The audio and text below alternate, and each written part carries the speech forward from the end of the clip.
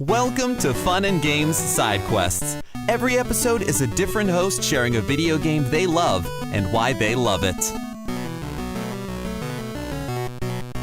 The original DS was home to some incredible games, including such classics as Spectrobes, Hotel Dusk, and Etrian Odyssey.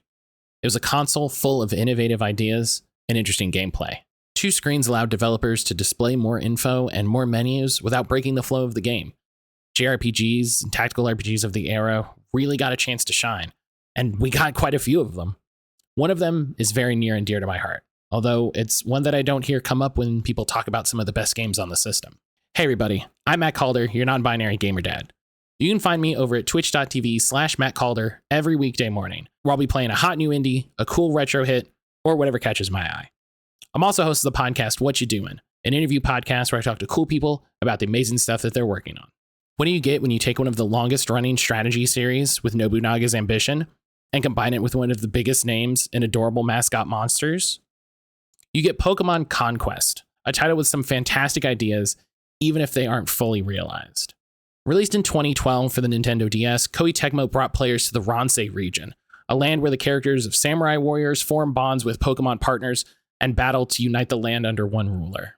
Now this game felt perfectly targeted to me.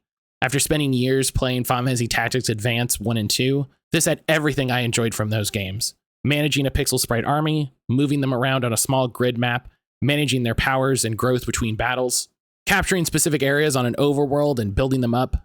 And while it doesn't have the same tactical depth as the Tactics Advance series, it more than makes up for it in what it offers. In the style of Nobunaga's Ambition, you have 200 different controllable characters. While most of them are just generic repeat designs that offer different type and ability combinations, 37 are main, unique story characters. And being that this is a Pokemon game, each of them can have a party of 6 Pokemon. And it's here that Conquest introduces its major change to the Pokemon formula. Instead of leveling each of your Pokemon to make them stronger and evolve, Conquest has the link percentage. This is a value that can go up after battles or after using certain facilities. This helps represent the bond between the warrior and the Pokemon.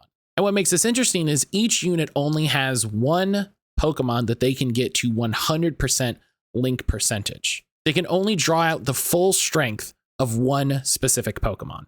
Now, for most examples, this is actually a line of Pokemon. So one guy doesn't have to use a Shinx while another guy gets to use a Luxray. This is the other major way that the main characters are set apart.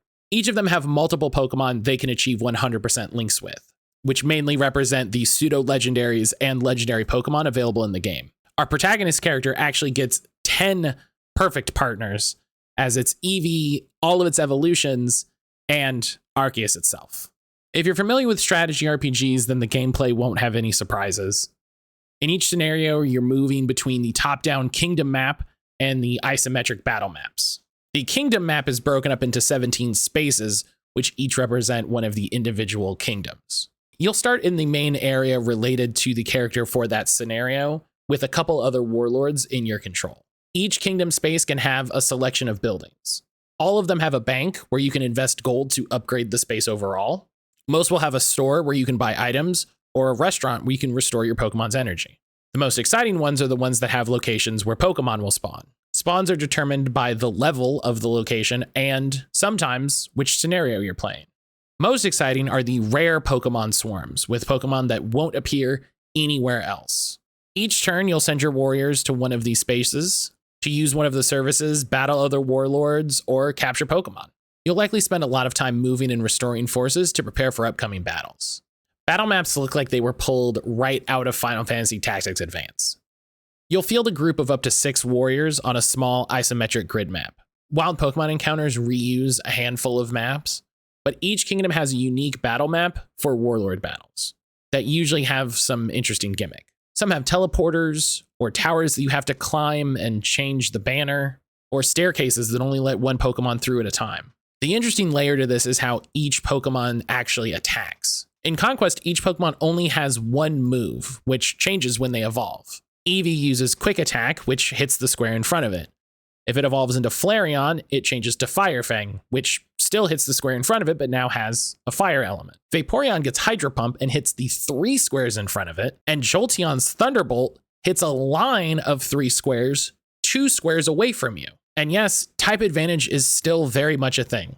So even on the smaller screen, battles have all the complexity you could want. Managing your position, your type matchups, maybe you have a piece of equipment that changes something. It offers you all of the tactical depth you can want. There's nothing more satisfying than using a move that knocks back an opponent so that you can follow up with a big AoE attack and wipe everyone off the board. And it's good that the moment-to-moment gameplay is so enjoyable, because it will start to wear thin before you get to the true ending.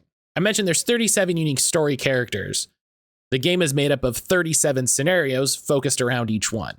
Now, the problem you run into immediately is that most warlords are grouped by some sort of theme, and all of the scenarios for that theme are basically the same.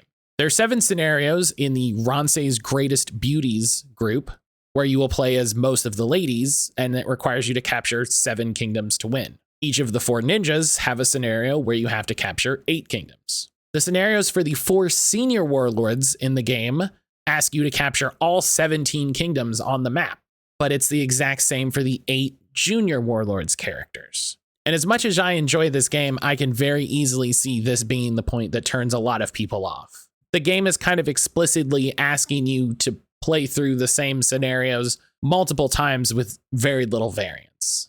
And I think the developers knew most people would balk at having to replay so much content, especially in a handheld title.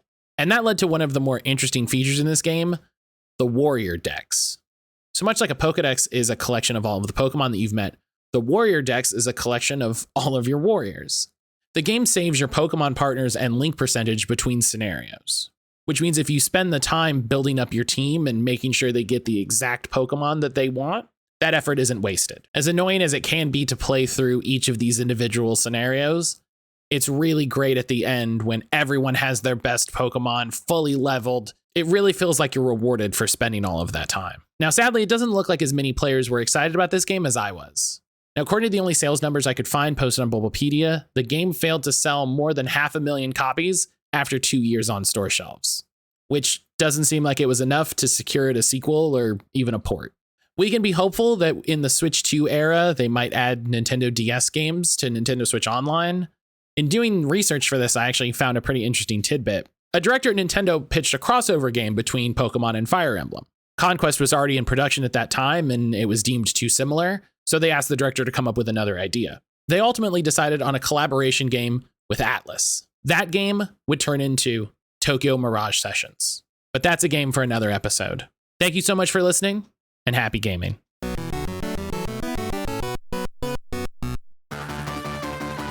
Have you ever been reading through a stack of comics and thought, maybe I should see what that Arkham Asylum game is all about? Or been playing Marvel vs. Capcom and felt like you were at a real disadvantage since you didn't know who half the characters were? Well, Play Comics is the show for you.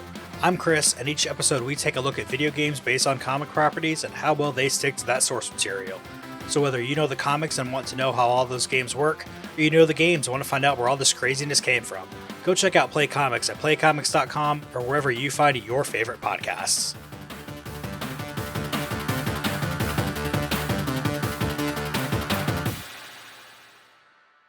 CPOV. CertainPOV.com.